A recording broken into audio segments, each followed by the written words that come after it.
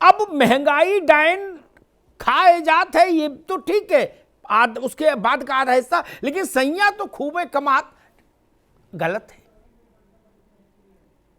चाहे आंकड़े देख लीजिए और चाहे अपने आस पड़ोस में निकल के देख लीजिए।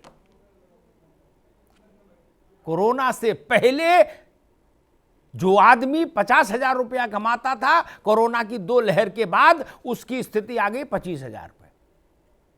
और कुछ की स्थिति ऐसी हुई कि बिल्कुल ही शटर बंद हो गया, जीवन यापन का कोई अर्थ ही नहीं बचा। इसलिए ये महंगाई, पुराने महंगाई के जो प्रसंग आते हैं उनसे ज्यादा भयावह है, इसलिए मैं चर्चा लेके आया। ये सामान्य विषय नहीं है, महंगाई पर सामान्य चर्चा नहीं। हर महंगाई कष्ट देती है, स्वाभाविक है, लेकिन ये कष्ट की डबल नहीं, कई गुना बड़ी डोज है, क्योंकि इसमें कोई ऐसा बचा ही नहीं। भारत के 100-200 परिवार छोड़ दीजिए जिन्होंने इस कोविड काल में वैश्विक रिकॉर्ड को भी तोड़ दिया संपत्ति अर्जित करने में। आप समझ रहे हैं ना, विश्व भर के रिकॉर्ड ध्वस्त हो गए उनके सामने, उनको छोड़ दीजिए तो बाकी सबकी संपत्ति आय घटी। और उस परिस्थिति में अगर ये स्थितियां बन जाती हैं कि 1,000 रुपए से ऊपर पर सिलेंडर मिलेगा और 100-125 रुपया लीटर में तेल मिलेगा, पेट्रोल डीजल, तब तो फिर बड़ा मुश्किल हो जाता है। नहीं, इनकम है नहीं। अभी जो रोज 80 पैसे दाम बढ़ रहे हैं, ये अभी चुनाव के बाद कुल बढ़ोतरी 6 रुपए हुई है। और आपको कितनी भी परेशानी हो, ये अभी कम से कम जाकर रुकेगी 15 रुपए से ऊपर पे। जब 15 रुपए लीटर प्रति लीटर डीजल पेट्रोल दोनों बढ़ जाएगा। और ये एक बात जनता को ये समझ लेनी चाहिए, सरकार के पास अपना कोई पैसा नहीं होता, पैसा जनता का होता है, सरकार केवल कस्टोडियन है। आज भारत सरकार का जो टोटल बजट है वो 39 लाख करोड़ है, लेकिन जो कर्जा है वो 152 लाख करोड़ है। तो या तो सरकार जो है, अब एक तरीका है कि या सरकार पेट्रोल के दाम बढ़ाए, दाम ना बढ़ाए तो सरकार कर्जा लेकर के, जैसे मनमोहन सिंह गवर्नमेंट ने ऑयल बॉन्ड जारी कर दिया 1.5 लाख करोड़ रुपए का। अब उस ऑयल बॉन्ड को जारी किया था 2013 में, उसका अब तक सरकार 3.5 लाख करोड़ रुपया पेमेंट कर चुकी है। तो पैसा वो जनता का ही तो है ना। आपने तो ऑयल बॉन्ड जारी कर दिया और आपने जो है जनता में अपनी इमेज ठीक कर ली, साहब दाम नहीं बढ़ रहे हैं। यही काम मोदी सरकार भी कर सकती है, लेकिन आज के 8 साल बाद 7 साल बाद अगर आज आप 2 लाख करोड़ के ऑयल बॉन्ड जारी करेंगे तो आपको इसका 4.5-5 लाख करोड़ रुपए पेमेंट करना पड़ेगा ऑयल कंपनीज को। सीधी सी बात है। और होता क्या है कि ऑयल प्राइस को 3 होते हैं हिस्सेदार, केंद्र सरकार, ऑयल कंपनी और राज्य सरकार, और चौथा कंज्यूमर। तो ये चारों के बीच में बंटता है। अब स्थिति गड़बड़ ये हो गई है कि केंद्र सरकार ने अपना हिस्सा बढ़ा दिया, एक्साइज ड्यूटी बढ़ा दिया, राज्य सरकारें वैट कम करने को तैयार नहीं है। जितना ज्यादा तेल का दाम बढ़ता है, राज्य सरकारों की उस पर आय उसी अनुपात में बढ़ जाती है। अगर 80 रुपए पर 26% अगर वैट था, तो वही 26% आज 100 रुपए पे है, यानी 20% आय राज्य सरकारों की बढ़ गई ना। कुछ राज्यों ने वैट कम किया है, लेकिन सेंट्रल गवर्नमेंट अगर आज ये कहे कि हम एक्साइज ड्यूटी कम कर देंगे, तो ये कोरोना काल की महामारी में जो 11 करोड़ टन जो खाद्यान्न फ्री बटा है 3.5 लाख करोड़ रुपए का, ये कहां से आएगा? 1 लाख करोड़ रुपए जो भी वैक्सीन लगने में खर्च हुआ है, ये कहां से आएगा? हमारा डिफेंस एक्सपेंडिचर है, लद्दाख की स्थिति आप जानते हैं 2 साल से क्या है। आएंगे वीरेंद्र जी, आएंगे आपके पास, अभी रुकना होगा, एक बार सब मेहमानों के पास चलने दे लें। कंचन द्विवेदी जी, जो बातें भट्ट साहब कह रहे हैं उनका थोड़ा सा अंश मैंने अपने आरंभिक उसमें कहा था। ऑयल बॉन्ड, फिजिकल डेफिसिट है, ये जो बड़ी बड़ी चीजें हैं, जीएसटी, टीएसटी, बैट, कैट, पैट है, हिंदुस्तान में 90% आदमी तो इन सबको जानता नहीं, समझता नहीं।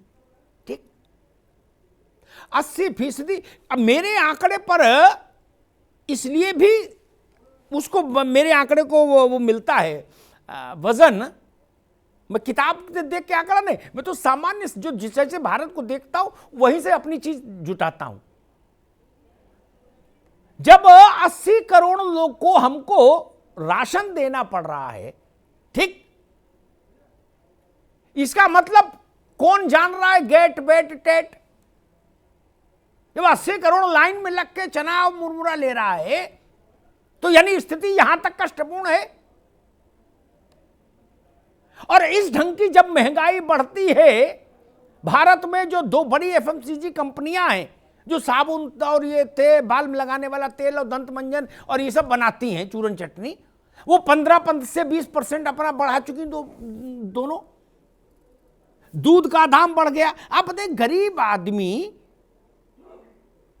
क्या करे? मतलब आंकड़े घोल के पी ले सुबह नाश्ते में, भोजन में, बच्चों के बैग में ये रख दे आंकड़े, क्या करे, कैसे जिए?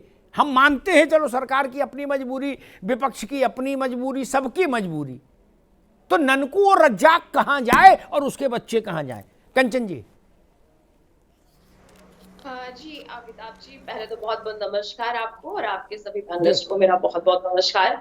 आपसे फिर से भेंट हो रही है, आपके साथ में हूँ इसलिए बहुत प्रसन्नता भी है और इस बात से बहुत कष्ट भी है कि आज हम महंगाई पर बोल रहे हैं, महंगाई पर डिबेट हो रही है। तो वही बात है ना कि जैसा कि आपने कहा कि जो हमारी सामान्य जनता है वो इन चीजों को, आंकड़ों को नहीं समझती, पूरे सिस्टम को नहीं समझती, तो हम उन्हें कैसे समझाएं? और फिर सरकार के ऊपर भी दबाव है कि वो किस प्रकार से इन चीजों को कंट्रोल कर पाए। क्योंकि जैसे आपने राशन की बात की, तो मैं वही ये बात जो साधारण जनता है वो नहीं जानती कि 1240 करोड़ इस बार एक माह में राशन का उनके लिए जा रहा है, ये वो नहीं जानती। वो बस ये जानती है कि हमारे घर में केवल और केवल जो 5 किलो अनाज है, 5 किलो चना है, गेहूं है, या फिर जो भी उनके पास जा रहा है, वो इसको जानती है। उसे नहीं पता कि पूरा भार सरकार के ऊपर क्या जाता है। इसी प्रकार से जैसे कि मैंने अभी सर को सुना, हमारे पत्रकार सर को सुना, वो बोल रहे थे कि ऑयल बॉन्ड की वजह से बहुत प्रकार से हमारे देश ने पहले ही चीजों को,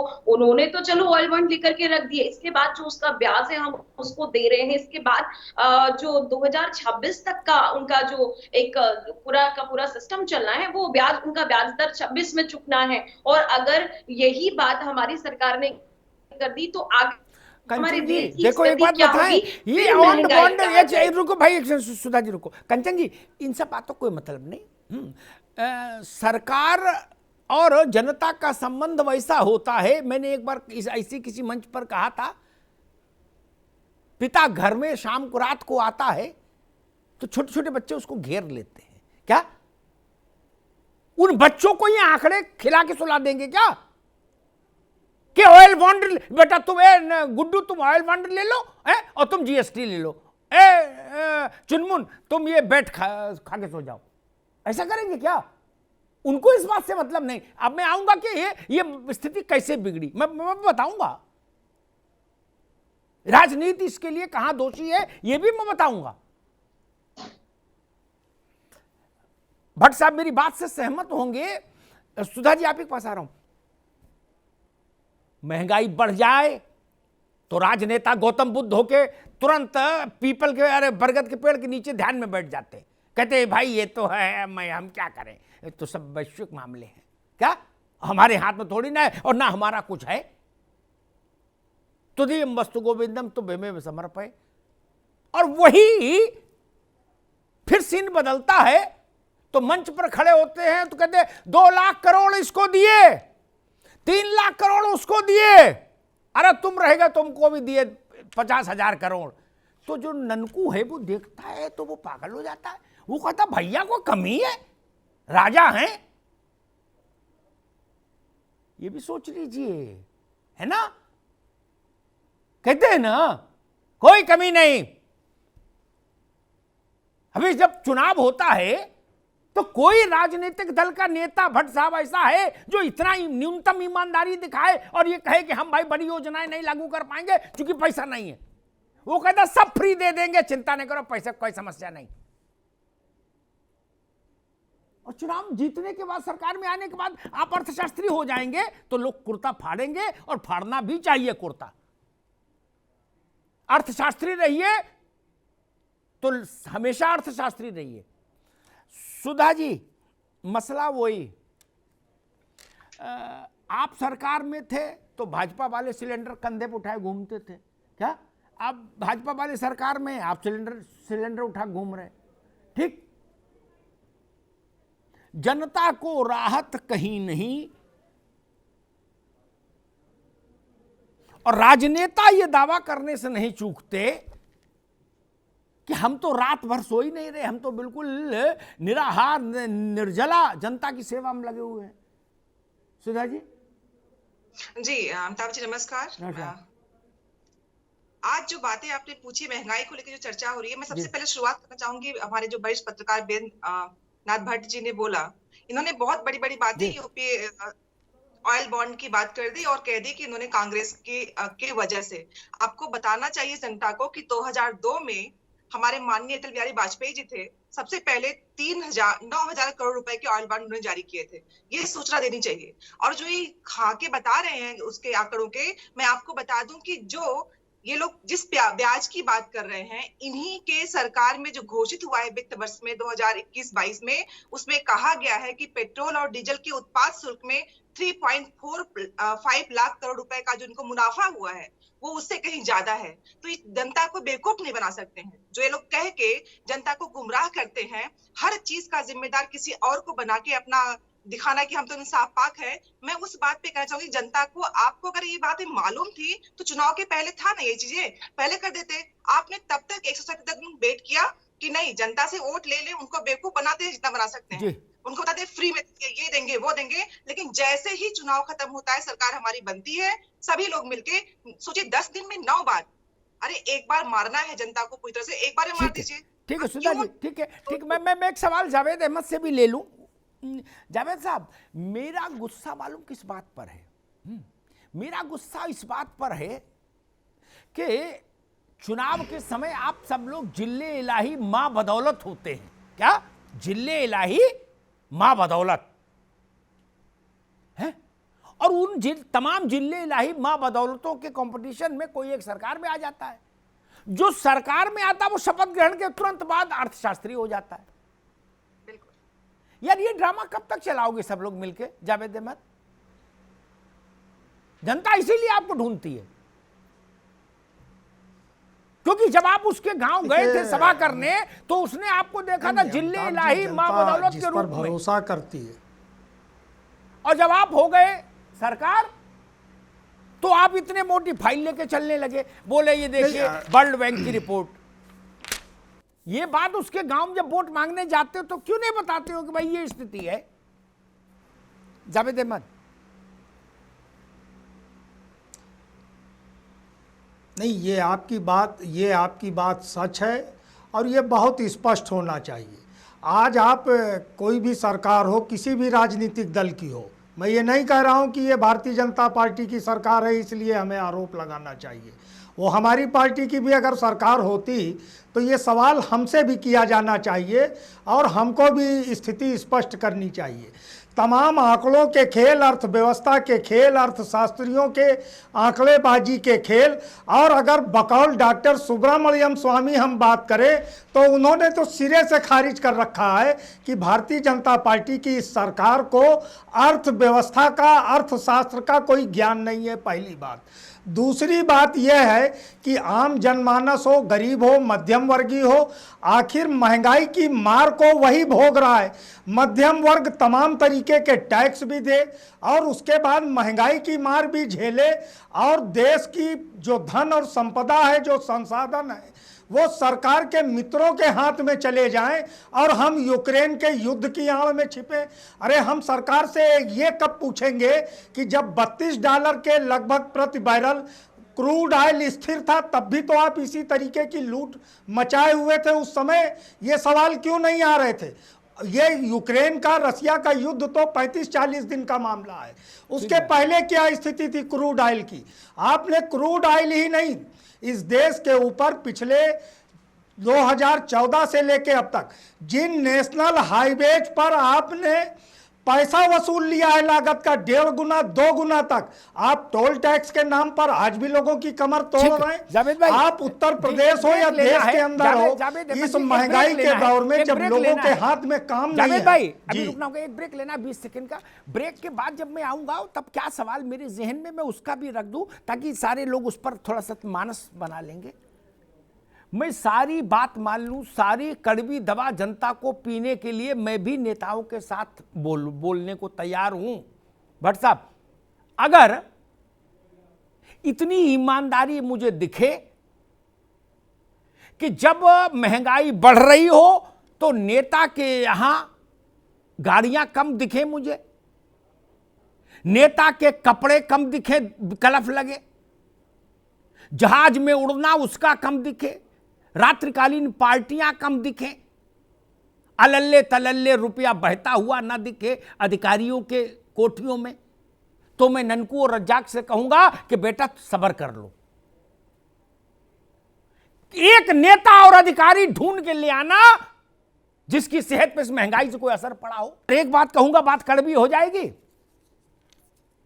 दुनिया को सब लोग बताते हो, इसमें सब शामिल है, केंद्र सरकार से लेकर राज्यों की सारी सरकारें। भट्ट साहब, दुनिया को बताते हो डिजिटल हो जाओ, डिजिटल ठीक है, हो गए जी डिजिटल। ननकू से कह रहे बीड़ी भी खरीदो तो डिजिटल खरीद लो, है पेमेंट करो, कौन से गूगल पे पे, ठीक। आप दौरे धुआंधार करोगे, आपके दौरे का खर्चा मालूम कितना पड़ता है महाराज, पता है ना? 2-2, 3-3 करोड़ रुपया दौरे पर लगता है आपके। वही काम आप डिस पे कर लो भाई। छत्तीसगढ़ में भूपेश बघेल, उत्तर प्रदेश में योगी आदित्यनाथ, राजस्थान में अशोक गहलोत, एक महीने में 20-20 करोड़ रुपया बच जाएगा।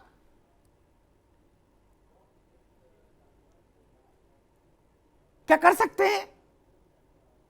यहीं पर मेरा मत भिन्नता होती है। लो अलायंस कल ओम प्रकाश राजभर से करो, आज संजय चौहान से करो, फिर संजय चौहान को मत बुलाओ, फिर पल्लवी कर लो, फिर इसे कर लो, फिर क्या क्या करते हो यार? कहीं टिको, रुको थोड़ी देर। नहीं, राजनीति सिनेमा थोड़ी नहीं कि हर दिन नया शो चलेगा। ये पता भैया अखिलेश, ये शिवपाल जी का क्या मसला है, और अभी आज जब हम आप बात कर रहे हैं तो क्या स्थिति है? जी बिल्कुल, एक एक करके पूछ ले, सब जवाब देता हूं। आदरणीय शिवपाल जी का मैं स्पष्ट कर दूं, आदरणीय शिवपाल जी हम सभी के लिए उतने ही सम्मानजनक है जितना कि हमारा कोई भी नेतृत्व है। आदरणीय शिवपाल जी समाजवादी पार्टी के लोगों के भी सम्मान के द्योतक हैं और हम सबके दिल में रखते हैं, परंतु आदरणीय शिवपाल जी कोई छोटे या उनका लो कैडर का उनका कोई 2, 4, 5, 10 साल का राजनीतिक इतिहास नहीं है। उन्होंने पूरा एक लंबा समय किया है, उनको बखूबी मालूम है कि गठबंधन और विलय में क्या अंतर होता है। समाजवादी पार्टी और प्रगतिशील समाजवादी पार्टी का पहले दिन से लेकर आज तक किसी भी प्रकार का प्रत्यक्ष, परोक्ष या किसी भी मीटिंग में एक शब्द, एक किसी त्रुटिवश भी कोई शब्द ऐसा नहीं आया है कि समाजवादी पार्टी के अंदर प्रगतिशील का विलय हो चुका है। पहले दिन से यह क्लियर था कि प्रगतिशील समाजवादी पार्टी एक पार्टी है, एक राजनीतिक दल है, मान्यता दल है। ठीक है चंद्रशेखर बाबू, ठीक है, आएंगे आपके पास, दोबारा आएंगे। मैं आनंद दुबे के पास सबसे बाद में आऊंगा, एक बार शैलेंद्र जी से भी एक टिप्पणी ले लूं, लेकिन एक बात मैं चंद्रशेखर जी के लिए कहूंगा, वो थोड़ा भटक गए। हम लोग जो उन्होंने कहा तरुणाई प्रयोग धर्मी करती है और इंसान प्रयोग कर रहा है लाखों हजारों साल से, यस बिल्कुल सही कहा उन्होंने, लेकिन यहां पर थोड़ी सी गलती ये हो गई, हम तकनीक के साथ प्रयोग करते हैं, लेकिन बाप को मां और मां को बाप और चाचा को मौसा और मौसा को फूफा बनाने का प्रयोग नहीं करते ना। वो हजारों साल से एक ही चलेगा। बुआ को फूफा थोड़े न बोलने लगेंगे, बोले आज प्रयोग का मन था, बोले हमने बुआ को फूफा घोषित कर दिया। अरे बुआ मूछी आएगी तब ना फूफा होंगे। Mobile, TV, washing machine, fridge, ये एंटीना, ये सब चीजें ठीक है, 4G, 2G, 3G, 4G सब जितने चाहिए, लेकिन राजनीति समाजशास्त्र से निकली हुई चीज है। वो तकनीक से निकली हुई चीज नहीं। आएंगे चंद्रशेखर, अभी सोच के रखो जो मैंने कहा उस पर सोच के रखो, अब सोच रखो, जब अवसर आए तो उस पर बढ़िया से आप अपनी बात रखिएगा। शैलेंद्र दुबे, अब पानी बह गया सर से ऊपर, बाकी सब तो है किस्सा कहानी। क्या पर सपा अपनी बात कहेगी, सपा अपनी बात कहेगी कि बिल नहीं हुआ, फलाना हुआ, दिखाना, जो भी है, क्या है जी। अंदर की बात तो कोई यहाँ टीवी बताएगा नहीं, वो तो मैं ही बोलूंगा, है, क्योंकि हमको दोनों पक्ष का पता रहता है कि क्या डील हुई थी, क्या कमिटमेंट था, क्या हुआ और क्यों लड़ाई हुई और क्यों अब मामला यहां तक पहुंचा। आपको आने वाले हफ्ते 10 दिन में नवरात्र में क्या दिख रहा है? देखिए अमिताभ जी, ऐसा है जी, अमिताभ जी, जी, मैं यादव परिवार के संदर्भ में ही बात रखता हूँ। जी, कहीं न कहीं शिवपाल जी को जो आकलन करने में अखिलेश जी के व्यक्तित्व और अखिलेश जी का बचपन, मैं तो कहूंगा कि अखिलेश जी का बिल्कुल जब वो बालक थे तब से लेकर आज के पूरे दौर को कहीं न कहीं असेसमेंट में शिवपाल जी से कुछ न कुछ गलतियां हुई हैं जी, और उन गलतियों को लेकर मैं कहना चाहूंगा कि नाजुक लगते थे जो हसीन लोग, वास्ता पड़ा तो पत्थर के निकले। तो शिवपाल जी को कहीं न कहीं जिन्होंने संगठन का काम मुलायम सिंह जी के साथ जिस तरह से जो पूरा एक लंबा कई दशकों का उनका अपना इनपुट रहा पार्टी के साथ में, जब मुलायम सिंह जी केंद्र की राजनीति में जो है पदार्पण कर रहे थे, तब कहीं न कहीं जो प्रदेश का संगठन मूल रूप से जो जिसकी देखभाल वो शिवपाल जी ही कर रहे थे। अब जो आज की जो परिस्थिति है उसको देखते हुए जो आप स्टार्टिंग में कह रहे थे कि शिवपाल जी का अब समाजवादी पार्टी के अंदर रहना बहुत मुश्किल है, उसका कारण है, तार्किक कारण क्या है कि मुलायम सिंह जी की जो उम्र है वो लगभग ढलान पर है। अब भगवान उनको एक लंबी अवधि दे, लेकिन अब मुझे नहीं लगता कि वो आने वाला 2024 का चुनाव जो है लड़ने की स्थिति में होंगे। तो अभी तक जब भी उनके दिमाग में किसी भी तरह की पशुपेश की स्थिति उत्पन्न होती थी शिवपाल जी की में, तो कहीं न कहीं मुलायम सिंह जी उनको मान मनोबल करके रोक लेते थे। ठीक है, लेकिन अब उनके परिवार से ही एक महिला ने जो एक कदम आगे बढ़ा दिया है और जिस तरह का 2022 का परिणाम आ गया है, और उसमें एक अहम बात, अखिलेश यादव ने लोकसभा की सीट इस्तीफा देकर और जिस तरह से विधानसभा की सीट बरकरार रखने का फैसला किया है, तो कहीं न कहीं इस बात का संकेत है कि अखिलेश यादव भी इस बात को अच्छी तरह समझते हैं कि 2024 में हम भाजपा के लिए कोई कठिन चुनौती नहीं देने की। ठीक है शैलेंद्र बाबू, ठीक है, एक 20 सेकंड का एक ब्रेक ले ले, फिर आनंद जी के पास इत्मीनान से चलेंगे, तब समझेंगे। एक चीज और कह दूं, तर्क बहुत लोग देते हैं और मेरे भी ईश्वर की ऐसी कुछ वो है कि मुझे भी वो ऐसे कड़वे तर्क भी तत्काल सुझा देता है जो असहज स्थिति पैदा कर देते हैं। कहा गया कि भाई शिवपाल की पार्टी और अखिलेश यादव की पार्टी अलग अलग है, वो अलग घर के आदमी, ये अलग घर का मामला, गठबंधन था। ठीक बात है, लेकिन एक बात तो सबको याद है कि शिवपाल सिंह यादव को ए फॉर्म बी फॉर्म जो मिला वही कानूनी दस्तावेज है। पार्टी में लेटर हेड पर क्या किसने लिखा वो अलग, वो कानूनी दस्तावेज नहीं। विधानसभा में वो समाजवादी पार्टी के मेंबर हैं, उन पर व्हिप लागू होता है। एक दूसरी बात और याद दिला दूं, सारे वक्ताओं को अगले चरण में उस पर थोड़ा रोशनी डालने में आसानी रहेगी। समाजवादी पार्टी ने जब तीसरे चरण के अपने स्टार प्रचारकों की लिस्ट चुनाव आयोग भेजी थी, उसमें शिवपाल यादव का नाम लिखा गया था। उसमें संजय चौहान का नाम नहीं, जयंत चौधरी करें, ओम प्रकाश राजभर करें, वो अपनी अपनी पार्टी का भेजेंगे। लेकिन रामगोपाल यादव के दस्तखत से जो लिस्ट गई थी उसमें शिवपाल सिंह यादव का नाम था। और कोई किसी स्टार प्रचारक में दूसरी पार्टी के नाम नहीं भेज सकता, अपनी ही पार्टी का बताना होता है कि मेरी पार्टी से रामलाल, श्यामलाल, मोतीलाल, हीरालाल ये लोग स्टार प्रचारक होंगे। उसके बाद फिर खर्चे का निर्धारण अलग ढंग से होता है। जो लोग चुनावी राजनीति को समझते हैं उनको इस बात का इल्म होगा, इसलिए वो उम्मीद लगाए बैठे थे कि अब सब कुछ ठीक हो गया। दुनिया की कहानी से बेहतर, मान लीजिए शिवपाल यादव जब ये कहेंगे कि हमको दुनिया भर के विधायक, सब बारे छोटे बड़े सब विधायकों को टेलीफोन गया और मैं 2 दिन वहीं रहा लखनऊ, मुझे टेलीफोन नहीं आया, तो करहल का आदमी क्या कहेगा? मैं उसके लड़के की बात नहीं कर रहा, जो दुकान पर चाचा बैठे हैं, जो मुलायम सिंह के साथ साइकिल पे घूमे, वो क्या कहेंगे कि ना भैया टेलीफोन तो करना चाहिए शिवपाल को, कहेंगे ना। बीजेपी उसी को भुना लेगी कि मंत्री होना एक बात और महत्वपूर्ण विभाग का मंत्री होना दूसरी बात, वरना राजनीति में मंत्री होना ज्यादा बड़ी समस्या का कारण हो जाता है। मंत्री होके जलवा जलाल तभी है, भौकाल तभी है जब देने की क्षमता रहे और भगवान की कृपा से ऐसा विभाग मिल जाए, रेशम संवर्धन, मद्य निषेध, राष्ट्रीय एकीकरण, तो समझ लीजिए मंत्री होना गुनाह हो जाए। नहीं, क्योंकि जो मिलने आएगा वो चाहेगा कुछ मिले और आपके पास खुद ही नहीं। मिश्रा जी, आप एकदम सही कह रहे हैं अमिताभ जी। देखिए, इसकी विवेचना कुछ ऐसे होगी कि पॉलिटिक्स एक ऐसा सब्जेक्ट है, एक ऐसा विषय है जिसमें ह्यूमन बीइंग से इंटरेक्शन और उनको कंट्रोल। भाई, आप नेता कब कहे जाते हैं? जब आप 1000, 2000, 1-2 करोड़ लोगों के ऊपर कंट्रोल करें, आपका भोकाल टाइट रहे, मतलब सपाट लफ्जों में अगर बोला जाए तो ह्यूमन इंटरेक्शन, पॉपुलेशन को कंट्रोल करने की क्षमता, पॉपुलेशन को गवर्न करने की क्षमता जिस विभाग में ज्यादा रहती है उसको उतना ही बड़ा नेता माना जाता है। यानी पॉपुलेशन के ऊपर कंट्रोल जिस विभाग या जिस व्यक्ति का, जिस नेता का रहेगा, वो उतना ही प्रसिद्ध और लोकप्रिय नेता होता है। इस कारण ये चीज लगी रहती है कि भाई हमको ये विभाग मिले, हमको ये विभाग मिले। वो एक अलग इंटरनल कंपटीशन है। पहला कंपटीशन आपने पार किया कि जीत के आ गए, फिर इंटरनल कंपटीशन राजनीति का शुरू होता है कि आपको कौन सा विभाग मिले, कौन सा मंत्री का दायित्व मिले।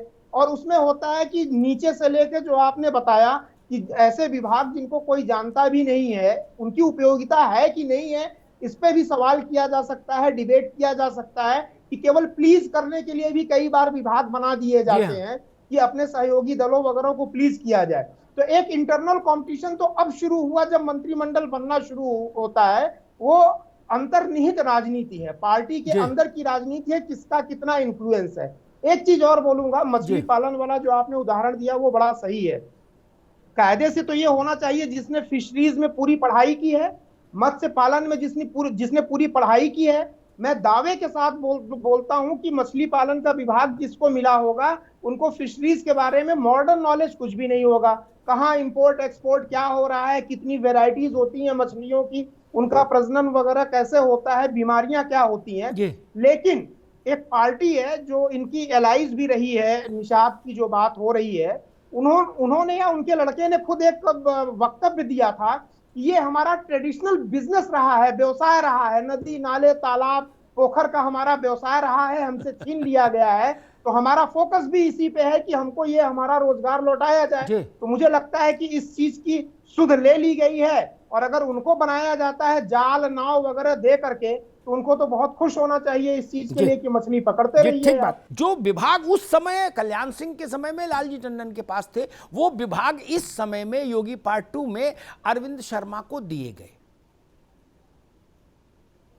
राजनीतिक अनुभव अरविंद शर्मा के पास नहीं है, प्रशासनिक अनुभव है, ब्यूरोक्रेट रहे हैं, लेकिन राजनीतिक अनुभव नहीं है उनके पास।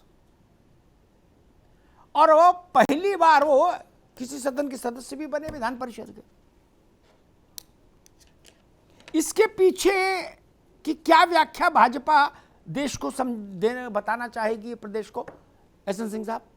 देखिए अमिताभ जी, आप एक वरिष्ठ और स्वतंत्र पत्रकार हैं, आप कुछ कहने के लिए स्वतंत्र हैं, आप समीक्षक हैं और समीक्षा कर सकते हैं। एसएन सिंह भारतीय जनता पार्टी का प्रवक्ता होने के नाते यही कहेंगे कि बहुत ही संतुलित विभागों का बंटवारा हुआ है। कोई मंत्रालय बड़ा छोटा नहीं होता है, सभी मंत्रालयों का एक ही उद्देश्य होता है कि प्रदेश और जनता से जुड़े विकास कार्यों को पारदर्शिता से पूरा करना। भारतीय जनता पार्टी जो सत्ता पाई उस के लिए नहीं, सेवा के लिए पाई है। और अमिताभ जी, कई चीजें ऐसी होती हैं जो समय और परिस्थिति और कालखंड के हिसाब से बदलती रहती हैं, ये आप भी मानेंगे। जी देखिए, बारिश के समय आदमी दूसरे पोशाक में निकलता है और जब धूप निकलता है तो दूसरे पोशाक में निकलता है। उस समय की परिस्थितियां कुछ और रही होंगी, उस समय का समय कुछ और रहा होगा। आदरणीय अमिताभ जी, इस समय का समय जिस तरह से था, भारतीय जनता पार्टी का शीर्ष नेतृत्व, भारतीय जनता पार्टी के प्रदेश का शीर्ष नेतृत्व निश्चित तौर पे अपने तरफ से बहुत ही संतुलित मंत्रिमंडल बनाने का कार्य किया। भर्ती की प्रक्रिया 100 दिन में तो पूरी हो नहीं सकती। 180 दिन का मैंने कम से कम 10 बार सुझाव दिया होगा, ये उत्तर प्रदेश की सरकार को भी, बाकी राज्यों के मुख्यमंत्रियों को भी, कि भाई 180 दिन का ही ले लो टारगेट, विज्ञापन से लेकर ज्वाइनिंग तक। वो तक संभव नहीं हो पाता। मुकदमे हैं, कहीं गड़बड़ है, कहीं प्रश्न पत्र है, कहीं आउट हो गया पर्चा। राजस्थान में देखिए बवाल है, उत्तर प्रदेश में अभी टीईटी हुई थी तो पर्चा आउट हो गया था, है ना। बुनियादी ढांचा सुधरे, सिस्टम सुधरे, 100 दिन में उतना हो जाए तो बाकी चीजें के लिए तो जनता प्रतीक्षा कर लेगी। हम ये कहें कि 100 दिन में हम इतनी व्यवस्था पुख्ता कर देंगे कि फिर कोई उसके आगे जो इम्तिहान होगा उसमें फिर ऐसा कोई गड़बड़ नहीं हो पाएगी, तो ये बात अच्छी है। कल्याण सिंह जी के पौत्र संदीप बाबू बेसिक शिक्षा के स्वतंत्र प्रभार मंत्री बने। उत्तर प्रदेश की एक बड़ी समस्या शिक्षा मित्रों की समस्या है, और शिक्षा मित्रों का सिलसिला का आरंभ भी कल्याण सिंह जी के मुख्यमंत्रित्व काल में, उन्हीं के निर्देशन में ये योजना आई थी। अब कल से जब से पता लगा कि संदीप बने हैं बेसिक शिक्षा मंत्री, सारे शिक्षा मित्र जो हैं वो कल्याण सिंह जी की फोटो लगा के उनको टैग कर रहे हैं। ये बड़ी चुनौती है। इसका कोई रास्ता हो, कोई समाधान हो। बेसिक शिक्षा में नई भर्ती आनी है, 100 दिन में प्रामाणिकता के साथ वो भर्ती आए। कुछ बुनियादी चीजें जो मेरे जहन में आती हैं, मैं चाहता हूं वो सरकार के संज्ञान में लाऊं। अभी गृह मंत्रालय में डीजीपी उत्तर प्रदेश ने 500 पन्नों का एक प्रेजेंटेशन दिया है, 500 पेजेस का, उत्तर प्रदेश की पुलिस का मॉडर्नाइजेशन का और तमाम चीजें उसमें। मेरा सुझाव ये कि सिपाही के रहने के लिए न्यूनतम बुनियादी सुविधाओं वाली बैरक पूरे प्रदेश में हो। पहले ये सुनिश्चित करें वहां पंखा लगा हो, अटैच साफ सुथरा लैट्रिन बाथरूम हो, खाने पीने की व्यवस्था के लिए ठीक किचन हो, वीकली ऑफ की व्यवस्था हो पाए उत्तर प्रदेश के सिपाही के लिए। 24 घंटे ड्यूटी की बजाय अधिकतम 12 घंटे हो, इससे ज्यादा तो संभव नहीं शरीर में, किसी शरीर के लिए। इन सब चीजों, ये सब 100 दिन के भीतर हो सकती हैं, और इनसे ही देखिए उत्तर प्रदेश का चेहरा बदल जाएगा। ये तो आदेश जारी करना है कि भाई 24 घंटे नहीं ड्यूटी ले सकते अब आप सिपाही से, 12 घंटे करेगा। महिला थानों में या सामान्य थानों में भी कितने थाने ऐसे हैं जहां महिला के लिए पृथक से शौचालय है। वो फरियादी भी हो सकता है, वो महिला सिपाही भी हो सकती है। क्या करें? ये विशेष चिंतनीय नहीं है क्या? और मोदी जी के समय में तो होना चाहिए। जिस देश के प्रधानमंत्री ने लाल किले की प्राचीर से इतनी बड़ी इस समस्या को एड्रेस किया था कि शौचालय बनाएंगे, किसी का ध्यान नहीं जाता इसी बुनियादी चीजों पर। होमगार्ड हैं, उनकी समस्या एक मानवीय करुणा का विषय है। काम वो कर रहे हैं, तपस्या वो भी कर रहे हैं। क्या उनके नियमितीकरण के लिए कोई रास्ता निकल सकता है? और क्यों नहीं निकलना चाहिए?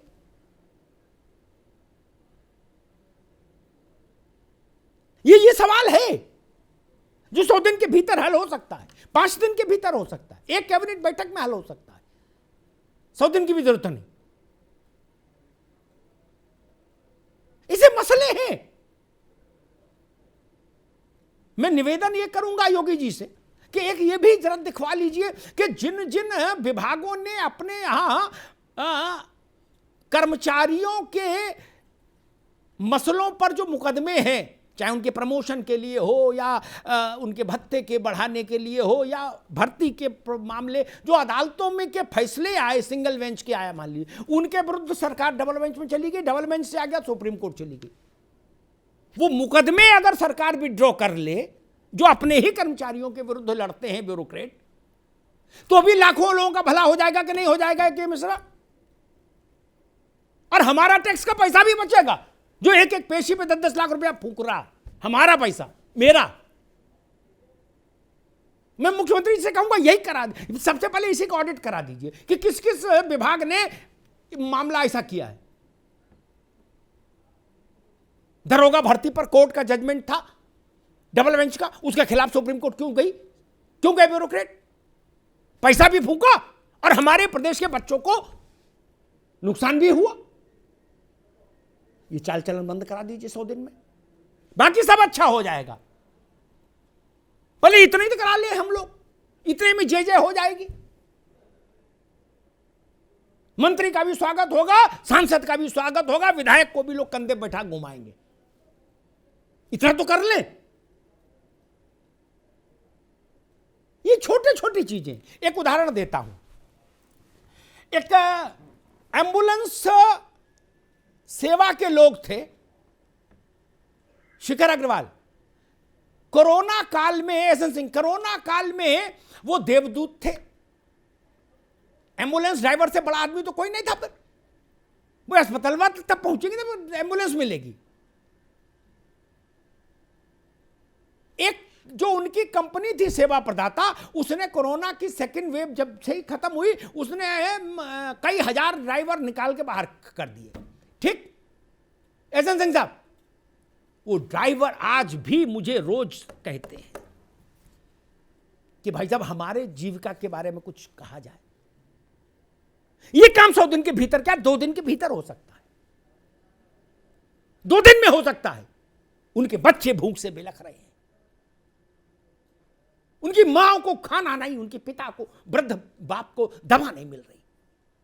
उन्होंने हमारे यहां के लोगों को, कोरोनाग्रस्त लोगों को अस्पताल पहुंचाया है उस बड़ी विभीषिका में।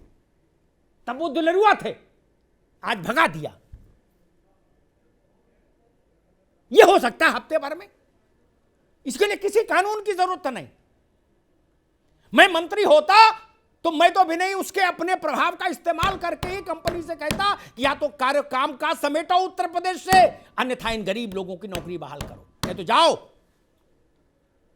एक दिन, 1 घंटे का भी मामला नहीं था, 1 घंटे का भी मामला नहीं था। हजारों लोगों के जीवन का प्रश्न है। बड़ी बड़ी बातें नहीं, छोटा कदम उठाइए, उसकी गूंज बड़ी होनी चाहिए, उसकी गूंज बड़ी होनी चाहिए। सिपाही की भर्ती है, घोषणा करिए कि भाई ठीक है, उत्तर प्रदेश की जितनी आबादी है उसके हिसाब से सिपाही होगा, क्योंकि बहुत सारा सिपाही तो नेताओं की सुरक्षा में ही खप जाता है। गरीब आदमी की हिफाजत के लिए गांव देहात में कहां सिपाही मिले? ब्लॉक प्रमुख है, विधायक है, नेता है, महानगर अध्यक्ष है, जिला अध्यक्ष है, भूतपूर्व है, वर्तमान है, भाभी है, सब तो लिए घूम रहे हो सिपाही। तो 1,50,000 सिपाही की भर्ती हो जाए। ये मैं एक सुझाव देता हूं, अगर अच्छा लगे एसएन सिंह तो इसको आगे बढ़ाइएगा। शिखर अग्रवाल आप भी, ए.के. मिश्रा सोचने विचारने वाले आदमी, वो भी चिंतन करें। क्या ये बढ़िया नहीं होगा कि सुरार व्यक्तियों की पर्सनल सिक्योरिटी, वीवीआईपीज़ की के लिए एक उत्तर प्रदेश पुलिस में अलग विंग बना दी जाए और उसी में एक सब विंग और बना दो, गुलदस्ता विंग। एक हिफाजत वाली विंग बना दो अलग से, 50,000 लाख आदमी भर्ती कर दो उसमें, और एक गुलदस्ता ब्रिगेड बना दो पुलिस की। वो सवेरे नहा दो, कपड़े पहन के निकल जाए, जो नेता जिले में भ्रमण करने आए उसको गुलदस्ता भेंट करे। अभी थाने से उठ के आदमी जाता है, लाइन से उठ के जाता है, थाना खाली हो जाता है। ये मैं अपने अनुभव से बात बता रहा हूं, ये गूगल पर नहीं मिलेगी। क्या ऐसा नहीं कर सकते? डॉक्टर संजय निषाद आ रहे हैं गोंडा में, तो गोंडा भर का पुलिस का आदमी जाए उनको गुलदस्ता देने और चेहरा दिखाने, उससे बेहतर है एक उस डेजिग्नेटेड अधिकारी रहेगा गुलदस्ते का। समस्या समाप्त। केशव मौर्य जी आ रहे हैं तो 4 जिले का भागेगा, क्यों? ब्रजेश पाठक आ रहे हैं तो 4 जिले का भागेगा? नहीं, एक सीओ रैंक का, जो जिस रैंक का चाहो अधिकारी रख दो, उसके साथ 4 सिपाही रख दो, वो माला गुलदस्ता लेके जाएंगे। छोटे छोटे मसले हैं जो हो सकते हैं, किए जा सकते हैं। क्या हम इनको करने के लिए तैयार हैं? इनमें न पैसा लगना है, न बजट की समस्या, कुछ समस्या नहीं बड़ी। गरीब के लिए एक मैसेज जाएगा कि हां, मैं योगी जी की चिंताएं समझता हूं, मेरा उनसे आज से संपर्क थोड़ी ना, 98 में जब वो पहला चुनाव लड़े थे तब से। लेकिन सिस्टम बड़ा विचित्र होता है, यह भी सच है। मैं पार्टी में तो हूं नहीं जो मुझे बोलने में संकोच हो या मैं झूठ सच कुछ भी बोलता रहूं। यह सिस्टम अच्छे अच्छों को बांध देता है, अपनी ही गति से चलता है। ट्रक के पीछे लिखा होता है यहां पश्चिम में जाओ मिश्रा जी, उसके पीछे लिखा होता है यूं तो ऐसे ही चालेगी, यूं तो ऐसे ही चालेगी। ये तंत्र है, ये कहता है यूं तो ऐसे ही चालेगी। क्या हम मुकदमा लड़ रहे हैं अपने लोगों के खिलाफ? क्यों? अरे हाईकोर्ट ने कहा, हम हाईकोर्ट का निर्णय मान ले, सुप्रीम कोर्ट तक लड़ने जाते हैं। इस प्रदेश ने ऐसी भी सरकार देखी। इस टिप्पणी के साथ मैं बात समाप्त कर दूंगा। ये मैंने बीमारी क्यों पकड़ी, एहसान सिंह साहब, ऐसी सरकार भी देखी जो हमारे आपके टैक्स के पैसे से, रविंद्र बाबू, यादव सिंह को बचाने के लिए सुप्रीम कोर्ट तक गई थी। बताइए, पैसा मेरे टैक्स का, गरीब का, किसको बचाने के लिए? यादव सिंह को। यह रास्ता ठीक नहीं, यह नहीं होना चाहिए। सरकार कम से कम लिटिगेशन में जाए, कम से कम मुकदमेबाजी में पड़े, आधे से ज्यादा चीजें वैसे दुरुस्त हो जाएंगी। और संजय निषाद जी के लिए मैं कहूंगा, जो शिखर जी ने बातें कही, उनके लिए मैं कहूंगा तालाब इतनी छोटी चीज नहीं कि गायब हो गया हो तो अड़ोस पड़ोस को पता नहीं हो। कोई जेब में लेके भी नहीं भाग सकता। सब खुली किताब है मित्र, सबको मालूम है। फाइल को नहीं मालूम है, बाकी सबको मालूम है किसने तालाब पर कब्जा किया, किसने वहां बिल्डिंग बनाई और किसने फीता काटा जब बिल्डिंग बनी, और किसने किसने चुनाव में चंदा लिया तालाब कब्जा करने वालों से। इसलिए इतना आसान नहीं होगा। इसके लिए निर्मम होना होगा, निष्ठुर होना होगा और उन लोगों से लाभ न लेने की कसम भी खानी होगी, तब जाके हम ये काम कर पाएंगे। इसीलिए मैंने शुरुआत में कहा था, नाना प्रकार की मछलियां हैं राजनीति में। वो जानती हैं कि कैसा जाल फेंका जा सकता है और उस जाल से कैसे बचा जा सकता है। मुझे ऑफ हैंड जितनी चीजें याद आई, छोटी छोटी चीजें जो 100 दिन में हो सकती हैं और जनता को जिनसे राहत मिल सकती है, मैंने सामने रखने की कोशिश की।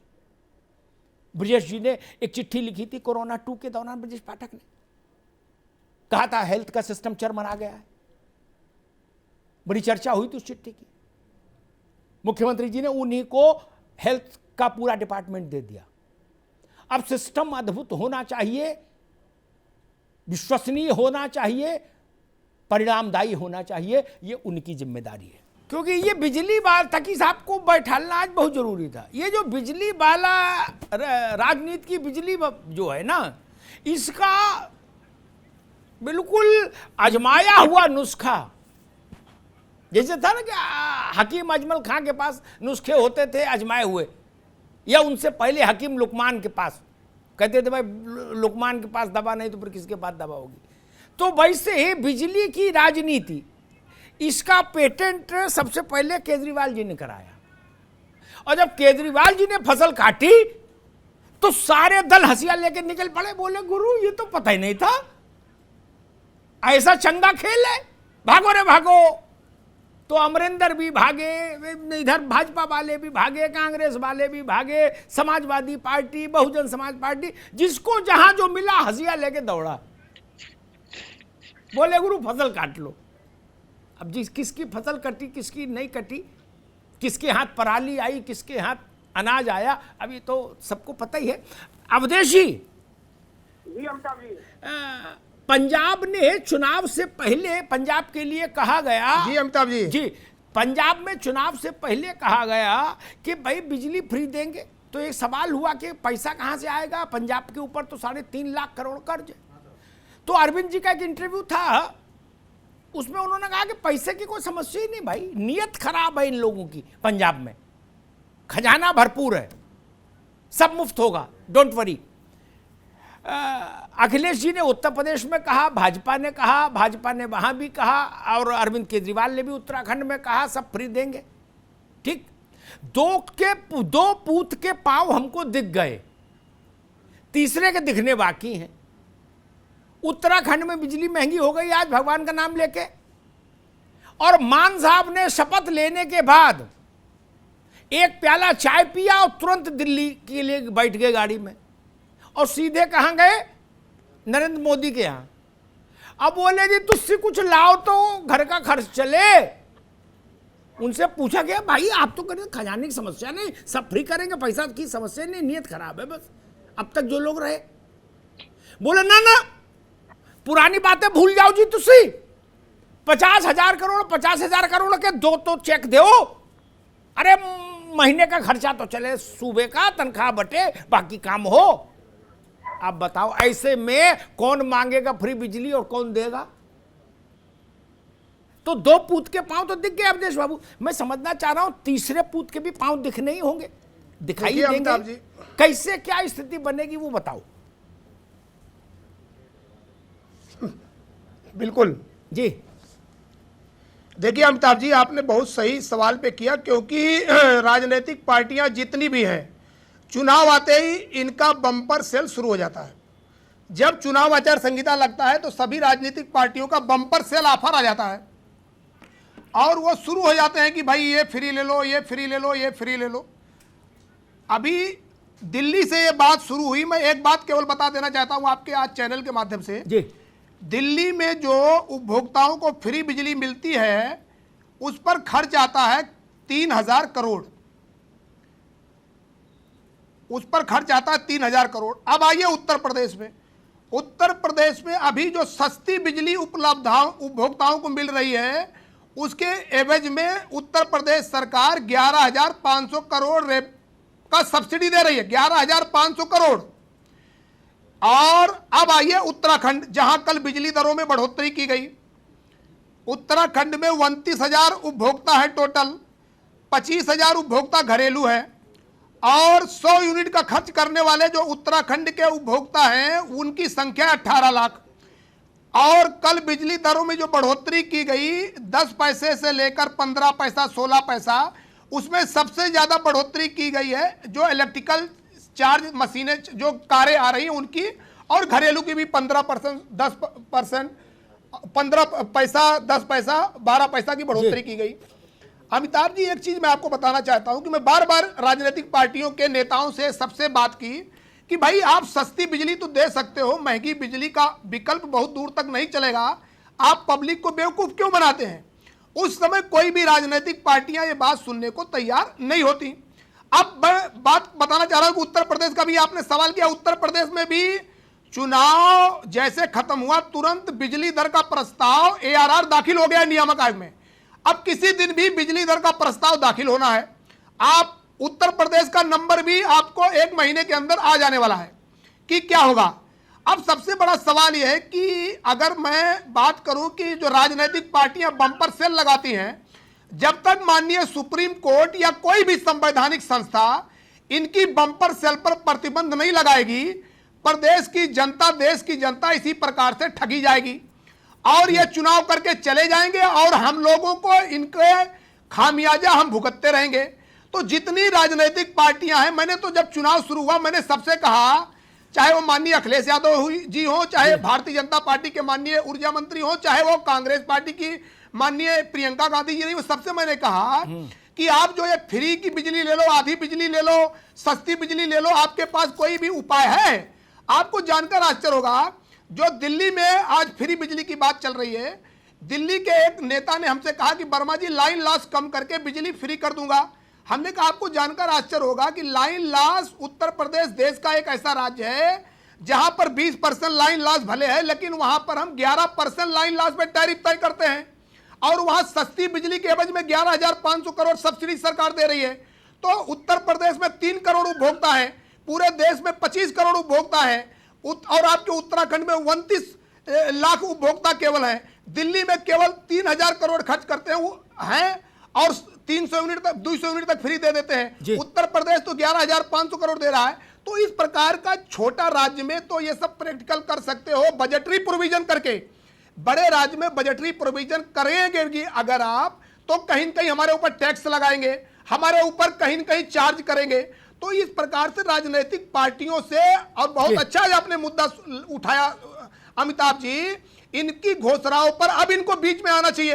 अब ये बताएं कि आपका जो एजेंडा था, भले वो नहीं आप सरकार बना पाए, लेकिन उस एजेंडे को आप जग जाहिर करो। जरा हम देखूं आपके पास कौन नोट छापने वाली मशीन है। तो ये जनता को बेवकूफ बनाने वाले लोग, राजनीतिक पार्टियां जो जनता को बेवकूफ बना रही थी, अब उनकी पोल खुलना शुरू हो गई है। ठीक है, और उन राजनीतिक पार्टियों को मैं फिर निवेदन करूंगा, वो पब्लिक को साफ गोई से बताएं। भारत की दिक्कत मालूम क्या है? भारत की राजनीति की, हम व्यक्ति को मछली पकड़ना नहीं सिखाना चाहते। फिर वही बात कहूंगा, वो बहुत मेहनत का काम है, क्यों करें? हम कहते हैं मेरे घर आ जाना शुक्र को, हम मछली खिला देंगे बना के। जब आप नहीं रहेंगे तो क्या करेगा वो आदमी? मैं यही सवाल को पूछते पूछते मुझे 35 साल हो गए राजनेताओं से कि भाई आप आदमी को इस लायक क्यों बनाने की कोशिश में, जद्दोजहद में अपनी शक्ति क्यों नहीं झोंकते हैं कि उसको ये 100, 200, 500, 1000 रुपए की खैरात में कोई रुचि ना रहे, वो इतना समर्थ हो जाए। लेकिन इसका उत्तर इतना सीधा नहीं है। मैं बहुत महत्वपूर्ण बात कहता हूं और ये बात सब पर लागू। हालांकि मुझे मालूम है सारे मेरे मित्र हाथ उठाएंगे, हमको कुछ कहना है, लेकिन ठीक है, उनकी भी मजबूरी है, प्रवक्ता है कुछ कहेंगे, लेकिन सच्चाई ये है भारत की। अरे भैया रुकिए, आर्थिक तो आपको अवसर दिया था, बोलिए। आर्थिक तौर पर सक्षम और पढ़ा लिखा वोटर, नहीं अभी आप समय नहीं दे पाऊंगा। आर्थिक तौर पर सक्षम और पढ़ा लिखा वेल टू डू वोटर ज्यादा मुश्किल होता है राजनीतिक लोगों के लिए हैंडल करना। ठीक, बनिस्पत गरीब बस्ती में जाइए, वहां वोटों को आप जल्दी मैनेज कर लेते हैं। ये गणित हमने देखा, इसलिए आप तो क्या बताओ, जितना आपकी कुल आयु है उससे ज्यादा समय से तो मैं भारत की राजनीति देख रहा। इसलिए हमको ये ना समझाओ कि ना ना ना ऐसा है। ठीक, अभी आप दिल्ली में जोरबाग में जाएं, आर.के. मिश्रा, वहां के कोठियों में जो लोग रह रहे हैं वो आपको अंदर पकड़ लेंगे, 1.5 घंटा आपसे बहस करेंगे और आपके पसीना निकाल देंगे, और फिर भी गारंटी नहीं वोट देंगे कि नहीं देंगे। क्या? और घर में लोग हैं 3, क्या इतनी बहस करेंगे आपसे? क्या आपको ऐसा आदमी क्यों चाहिए? आपको सीलमपुर वाला मामला सूट करेगा क्या? एक गली में घुसे 1,500 2,000 वोटर है? कैश क्रॉप की तरह कुछ ना कुछ किया है, इस जेब से उस जेब से, अब वोट पक्का। आपको खोड़ा सूट करेगा राजनीति में। अरे मोदी जी ने वही वादे किए थे, चाहे अरविंद हो, चाहे कांग्रेस हो, चाहे कोई। अब भाई इनकी आवाज अभी बंद करिए, ठीक है? अभी सबकी आवाज बंद रखिए। त्यागी जी बोल लिए, जब अवसर था तब बोल लिए थे। ठीक, उस पर किसी राजनीतिक दल की रुचि नहीं। नौजवान को इस लायक बना दे कि वो अपने पैरों पर खड़ा हो जाए, ना, इसमें रुचि नहीं। ये कर देंगे जी, वो कर देंगे जी। मैं तो हैरान हूं, ऐसे ऐसे चुनाव के वादे होने लगे, ऐसे ऐसे दल, उनको शर्म नहीं आती जो कहते हैं 5 किलो देसी घी भी देंगे। कोई राजनीतिक दल का ये काम है 5 किलो देसी घी दी ना, और वो लोग भी कहते हैं हम देश के लिए चिंतित हैं। ये तरीका ठीक नहीं। इससे सामान्य व्यक्ति पर बोझ पड़ता है। आपकी सत्ता प्राप्ति के संसाधन ऐसे हैं, उससे सामान्य व्यक्ति जो ईमानदारी से मेहनत कर रहा है, अपना परिश्रम कर रहा है, पसीना बहा रहा है, उसके ऊपर बोझ पड़ता है। केक तो उतना ही है, चाहे जैसे बांट लो। और ये जो तर्क बताया जाता है कि मेरा बजट 5 लाख करोड़ का, तेरा बजट 2 लाख करोड़ का, उनका बजट 6 लाख करोड़ का, ये सुनने में बड़ी संख्याएं लगती है आर के मिश्रा जी, ठीक। लेकिन हकीकत ये है, जब इसके खर्चे के हेड्स देखते हैं ना हम, तो संख्या छोटी लगती है। ये क्या, जब 15 करोड़ लोगों को हम राशन देंगे ना, वो भी इसी 6 लाख करोड़ से निकलेगा ना। मिड डे मील भी बच्चों के लिए इसी से जाएगा। 2.5 करोड़ लोगों, बच्चों को जूता, मोजा, बस्ता और ड्रेस जाएगी ना। केक तो उतना ही है ना। इसलिए मैं आप लोगों को आगाह करता हूं कि ऐसा मत बोलिए।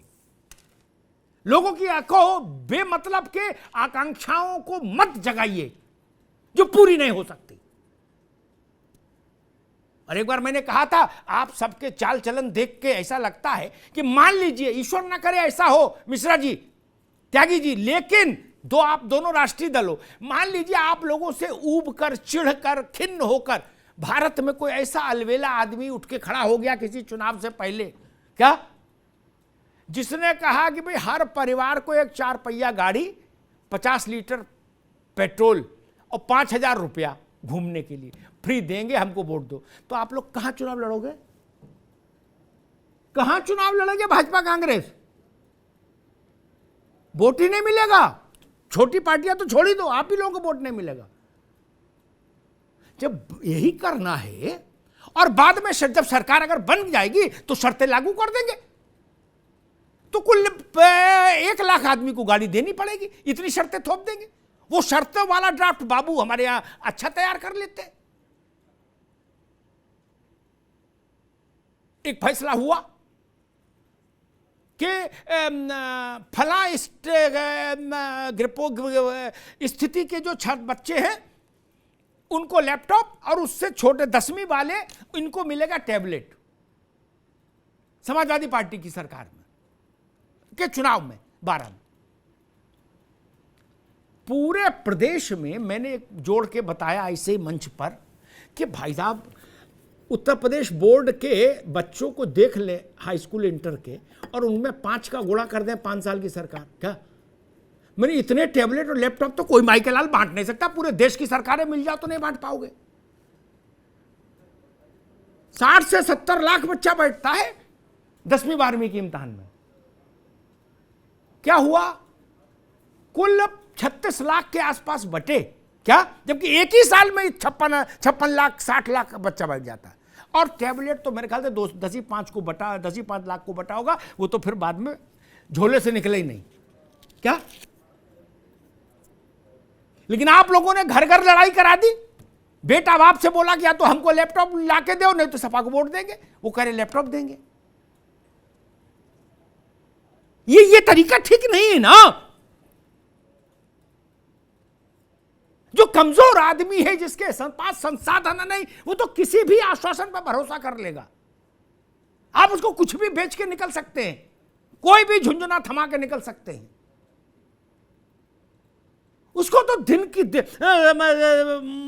मनरेगा जैसी स्कीम में आदमी काम कर रहा है। 75 साल की आजादी के बाद 80 करोड़ लोगों को हमको भोजन प्राप्त करें, वो उनका शरीर बना रहे, इसके लिए अनाज देना पड़ रहा है। तो उसके लिए जब हम ऐसी घोषणाएं कर देते हैं कि घी देंगे, तेल देंगे, मिर्च देंगे, मसाला देंगे, मैगी देंगे, फलाना ढिकाना, बिजली फ्री, पानी फ्री, स्कूल, और चलने के लिए गुलाबी रंग की स्कूटी भी देंगे। ये देश का घोषणा पत्र है, ये राजनीति का घोषणा पत्र है। गरीब का बेटा बेटी पढ़ जाए, उसको समय से नौकरी मिल जाए, लोन मिल जाए, अगर कुछ कारोबार करना चाहता है। ये जरूरी चीजें नहीं है क्या? इन पर ध्यान नहीं किसी का। रोजगार के लिए लड़का पूरे देश भर में धरना दे रहा है और लाठी खा रहा है, किसी की सरकार हो। उन पर ध्यान नहीं। मंच पर आए, बोले ठीक है सबको 1-1 किलो लड्डू फ्री मेरी तरफ से, बस जीत के चुनाव। क्या करना है? जहां चुनाव जीतना जिस देश में इतना सस्ता हो जाए, उस देश में ये बुनियादी सवाल कौन उठाए और कौन पूछे? वो कहेंगे अमिताभ जी का दिमाग खराब है, इसी बहस लेके बैठ जाते हैं। बताइए, नौकरी देने के चक्कर में हम पड़े टाइम खराब करें? नौकरी दे दीजिए, उसे आपके अनाज की जरूरत नहीं पड़ेगी, उसे आपके लैपटॉप की जरूरत नहीं पड़ेगी, उसे 300 यूनिट की मुफ्त की जरूरत नहीं पड़ेगी। और आखिरी बात कह के बात समाप्त करूंगा। अवधेश बैठे हैं, ये तो बिजली के बड़े मतलब प्रकांड हैं, सब मामलों को जानते हैं। अगर आप भारत के किसान की, मिश्रा जी, फसल के वाजिब दाम सुनिश्चित करा देते, हमारे राजनीतिक दल जो सरकारों में रहे, कश्मीर से कन्याकुमारी, असम से गुजरात तक, किसी राज्य में किसी किसान को फ्री बिजली चाहिए ही नहीं थी। उसकी फसल नुकसान हो जाए तो ईमानदारी से बीमा में क्लेम मिल जाए और उसका रेट ठीक मिल जाए उसको। ये भीख किसको चाहिए जो आप देते हो सब लोग मिलके? 200 यूनिट फ्री, 300 यूनिट फ्री, ऐसा लग रहा है संजीवनी बूटी बांट रहे हैं। ये शर्मनाक बात है कि आदमी इतना गरीब है कि उसके लिए ये भी संजीवनी बूटी है। ये प्रशंसा का विषय नहीं, ये खेद का विषय है, ये शोक का विषय है, ये चिंतन का विषय है, ये चिंता का विषय है।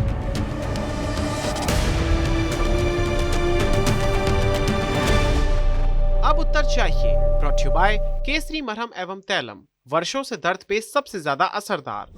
And Prayag PTMT bath fittings and accessories, quality बेमिसाल, लिख के ले लो।